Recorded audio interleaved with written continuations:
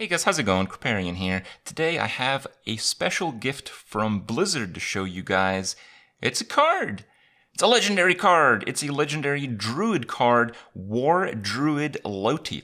I'll just leave this over here. And now that you can see the card's full art, it's quite a wonderful one with many different options and possibilities. It's a 3-cost minion. It's a 1/2 with a multitude of choose effects. There's 4 choose effects. So let's quickly go over those. The first one is the Poisonous Stealth 1/2 Beast. It's very similar to the Giant Wasp, which does see a lot of play in Arena, so it's certainly very good. The fact that it has 1 attack instead of 2 from the Giant Wasp really is completely irrelevant because the way the card is used is in a form of 2-turn hard removal. You can choose to get a spell damage option for a 3-cost 1/4 spell damage +1. Not particularly strong, but sometimes you really just need that extra spell damage for your huge spells. Maybe a swipe, maybe a starfall. It's certainly going to do very well if you can get that extra spell damage in some cases.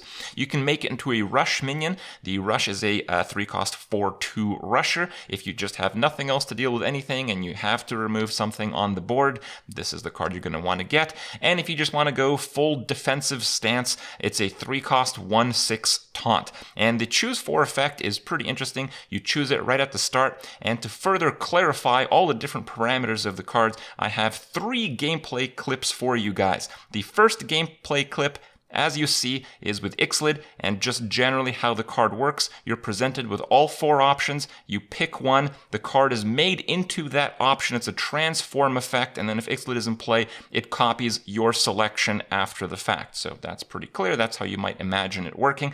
But you might be thinking, well, there's 4 choose effects. We've never had 4 choose effects. We've had the standard is 2. We had branching paths with 3, and now we have 4. How would that work with Fandral? Well, in gameplay clip number 2, as you see here, with Fandral, you get kind of like a mix of all the different options. You get a 4/6 with a whole bunch of different abilities. So let's quickly take a look at this card. The Wardruid Loti Fandral mode takes the highest attack, which is 4 from the rush version, the highest health, which is off the taunt version, so it's a 4/6, and it gets the ability of every single one out of the 4 options, making a pretty substantial minion for 3.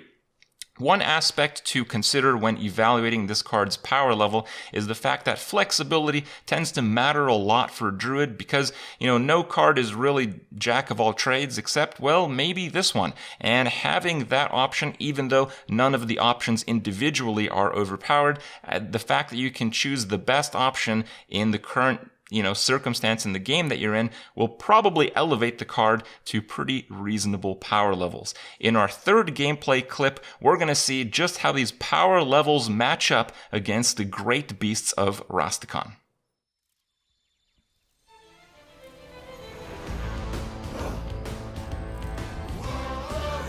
By earth, by air, rain and fire.